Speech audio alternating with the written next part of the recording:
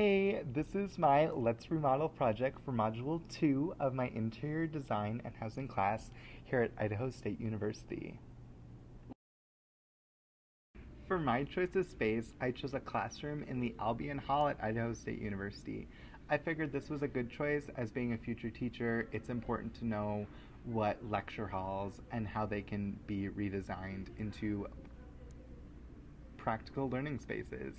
So for the aspects that I'll be focusing on lines, colors, shape, texture, scale, and harmony.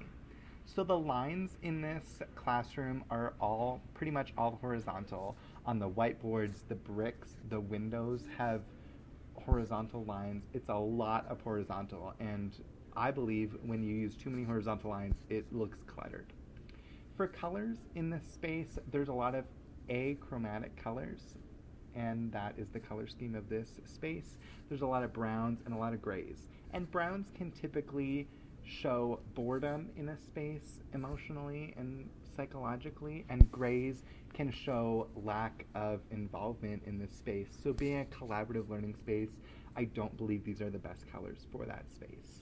In the shape aspect of things, there's a lot of rectangles and squares from the whiteboards, from the windows to the tables. They're all rectangles and squares. And the aspects of those show order, formality, and security in this space. For texture, there's some tactile texture. There's not a whole bunch, but that is shown in the bricks on the back wall, the side wall. The scale, they're all adult height tables and chairs, and that is the human scale, so they're not like little kid chairs or anything like that. For harmony, there is all unity in the tables and chairs, but everything is temporary. It looks temporary, it doesn't look like it should be there. And while things should be movable in a classroom, you don't want them to look that temporary, in my opinion. So what's the plan, Stan? I'm asking myself the same question. So overall, I want to make the space collaborative, and I want to foster connections that are made in this space with students, and I want to make sure that it's cohesive with classrooms, since they are future teachers. So cohesive with high school classrooms, elementary classrooms.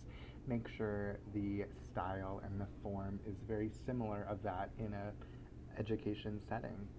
So I would like to use patterns to enhance the shape of the space, especially on the brick. I want to make sure that the brick pattern is really emphasized, and that's a focal point of the wall.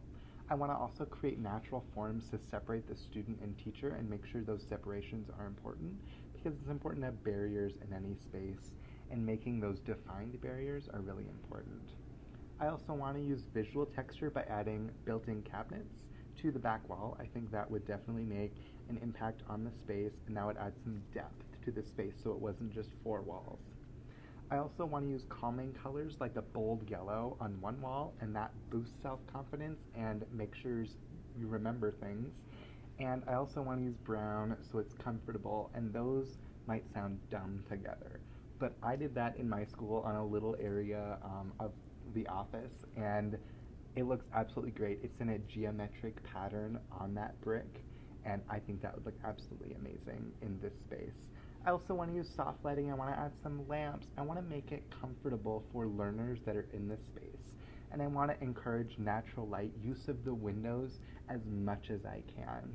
I also want to make the scale of the front of the room prominent, so we all know it's the front of the room, and possibly move that to right as you walk in. So there's the door, and you walk straight in, and straight forward is the front of the room, instead of having it right on the right side like it currently is. And that is my plan, Stan, and I think it's going to be absolutely amazing. So in this new space, we have definitely a variety of lines and shapes, because those are so important to interior design as a whole. So in this classroom, we currently have a lot of horizontal lines, and I am not a fan of horizontal lines. So through changing and remodeling and redesigning this space, I want to create diagonal lines with the geometric pattern on the back wall. I also want to remove the lines of tables on that brick wall in the back to add some cabinets and some built-in cabinets, and that'll add extra storage to this space, which is so important. I'll also add circular tables in the main student area where kids are learning, because that'll add some circular lines, and that's so important to create some variety in the different things we have in this space.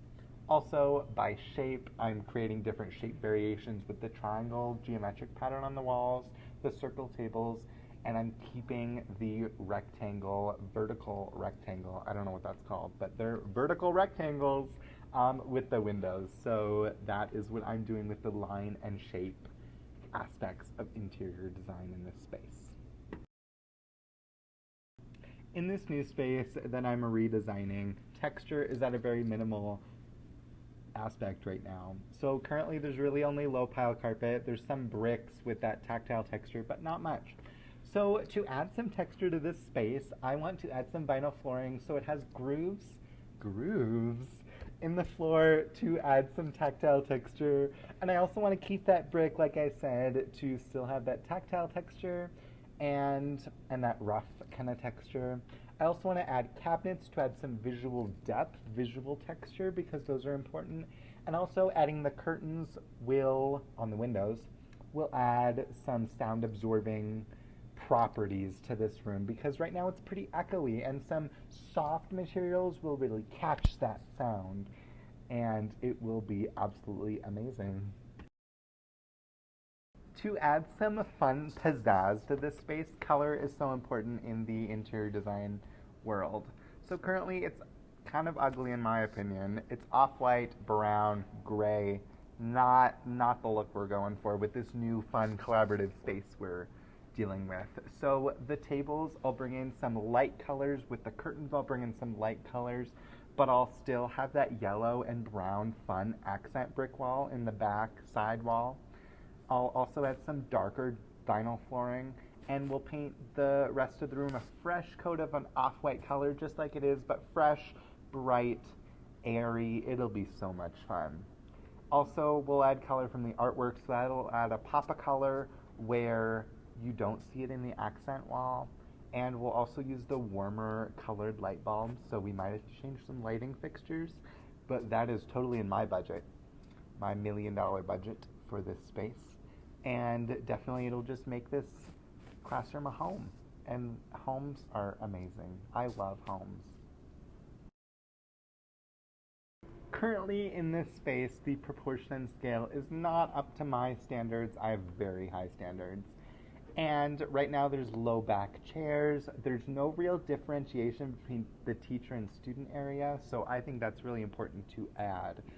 So for my redesign in the proportion scale realm, I would love to add some higher back chairs for the students, just to add some real depth, and it'll dry your eye up. Because right now we have a huge tall ceiling, but I think it's important to not just have a big naked area from the top of the chairs, top of the tables, to the ceiling. So we really need to make sure that we include stuff there like the curtains and the high back chairs. Also, with adding a better instructional area for the instructor, the teacher, that'll create some framing, some differentiation between those two spaces, because that's really important. Also, adding artwork to the walls will make that naked area not so big, and it'll definitely just make everything feel connected and will empower student learning in this space, so it's not so empty. So for me, I really like to be harmonic when I'm singing, but that is not possible in this current space as we see in this video. So just imagine in your mind, use your beautiful imagination, and think about how these circle tables, the collaboration between students and learners in this space, will be absolutely amazing with 4 people per table. And each table will look very uniform, very similar. And the flooring will bring a huge continuation of the room, so it'll look huge when it isn't so big. It'll be an illusion. And also the cabinets and the tables will create stations and workspaces for student learning to excel, and it'll create a continuation, and the lines of the circles, the diagonal lines of the wall, the horizontal lines of the flooring and of the cabinets and of the windows, that'll definitely bring harmony and togetherness to this space. And very similar to what William Shakespeare said, to be successful or not to be successful, that is the question. And this was my redesign project for Module 2 of my Interior Design and Housing class. And just like Dr. Jacobson says, hey, until next time.